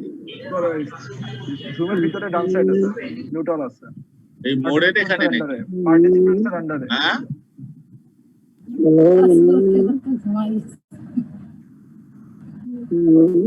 পার্টিসিপেন্টস দের নিচে নিউট্রাল আছে। ও এখানে নাকি? না, এখানেও তো পাই না। স্যার পার্টিসিপেন্টস এটা পার্টিসিপেন্টস, ও ইয়েস, এখানে না? আমরা দেখতে পাচ্ছি না, আপনি কি এই যে এখানে দেখাচ্ছেন? লেখছে mute all current and new participants. আচ্ছা, দেখি তো কি হয়। মিউট হয়ে গেছে নাকি? হইছে স্যার, হইছে। ঠিক আছে, এখন ঠিক আছে স্যার। আচ্ছা, ঠিক আছে। ওকে, যাই হোক, থ্যাংক ইউ। আমার এই যে অনেক কিছুই আর কত জানবো, মাথার ভিতরে এখন এই বিশেষ করে কোভিড আসি আরো আইটেম বাড়াই দিছে, বুঝছেন? এত এত যে আর কোনটা রাখবো, একটা শিখি আবার 2 দিন পর আমি ভুলে যাই, আবার নতুন আসে। হ্যাঁ হ্যাঁ। আচ্ছা, এইটা তাহলে আমরা এই ফর্মুলা গুলো একটু খেয়াল রাখতে হবে। খেয়াল আছে যে এই যদি ইন্ডিপেন্ডেন্ট হয় তাহলে পরে লাস্টের পার্ট গুলো থাকে না, অর্থাৎ এই ক্যাপ বা ইন্টারসেকশন পার্টটা তখন নীল হয়ে যায়, নাল হয়ে যায় আর কি। আর লাস্টে হচ্ছে জেনারেল ফর্মুলা, এটা আপনাদের 3 ভেরিয়েবলস এর দরকার নেই। এইটা সেট থিওরির ক্ষেত্রে অনেক সময় এটা ভালোভাবে দেখায়। এখানে কিছু অঙ্ক আছে, এই অঙ্কটা কয়েকটা জায়গায় এটা ব্যবহার করা হয়েছে, আমরা এটা দেখেছি যে এটা হচ্ছে যে ওই এর আগে যে ফর্মুলা গুলো আমরা শিখে আসলাম, এই ফর্মুলারই অ্যাপ্লিকেশন আছে এখানে। এখানে অঙ্কগুলো করা আছে। তারপরে আছে প্রবাবিলিটি অফ অপোজিটস, যেটা হচ্ছে যে আমি যদি প্রবাবিলিটি 2 ধরনের সম্ভাবনা থাকে, ট্রু আর ফলস, ট্রু প্রবাবিলিটি যদি দেওয়া থাকে 70% তাহলে ফলসের প্রবাবিলিটি 1 - 70% = 30%। তারপরে এইটা লাস্টেরটা দরকার নেই, এইটা আপনাদের এইটা যদি পুরোনো সিলেবাসে ছিল এটা ওইটারই রিলেটেড। এখানে আছে কিছু যে ওই যে হাজবেন্ড ওয়াইফ যে বেঁচে পরবর্তী 30 বছর বেঁচে থাকার সম্ভাবনা, এটার একটা অঙ্ক। এটাও এই যে এখানে প্রবাবিলিটি অফ অপোজিট সেই ফর্মুলা ওই যে 1 - এত এগুলো অ্যাপ্লাই করা আছে।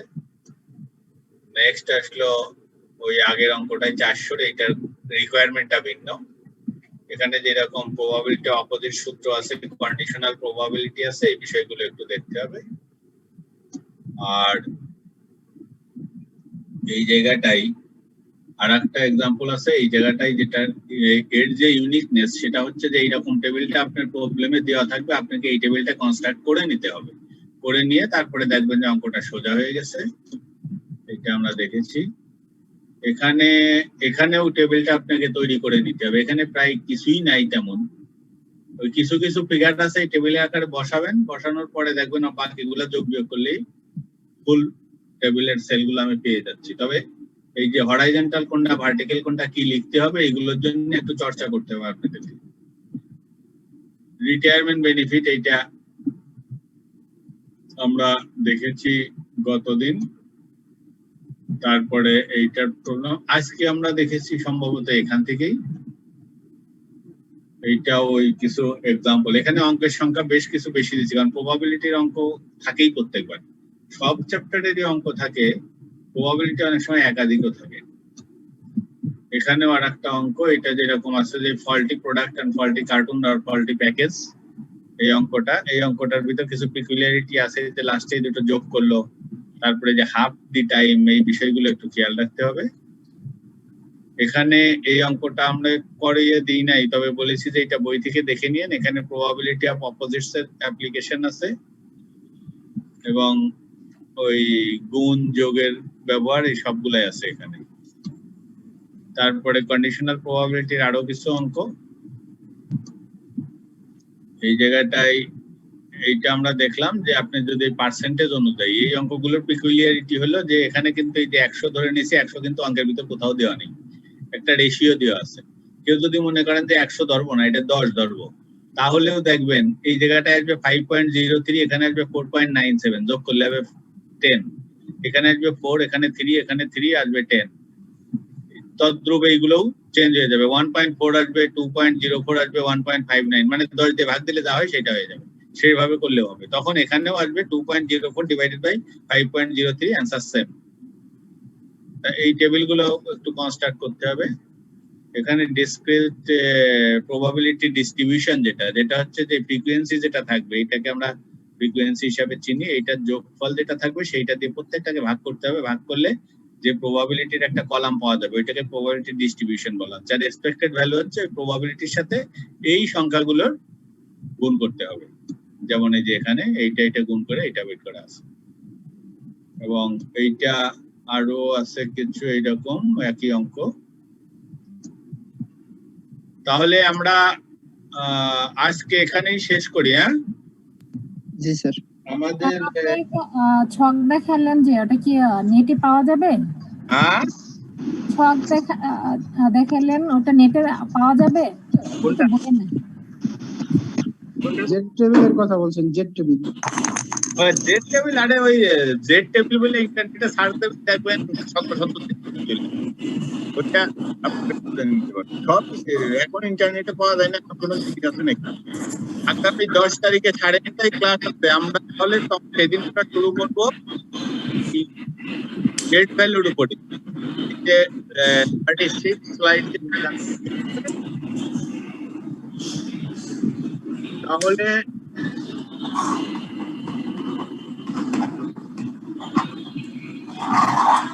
আজকে এখানে শেষ করি, কি বলেন? জি স্যার। এই যে 36 নাম্বার স্লাইড দেখা যাচ্ছে? জি স্যার, দেখা যাচ্ছে স্যার। হ্যাঁ, এখান থেকে আমরা করব। ঠিক আছে স্যার।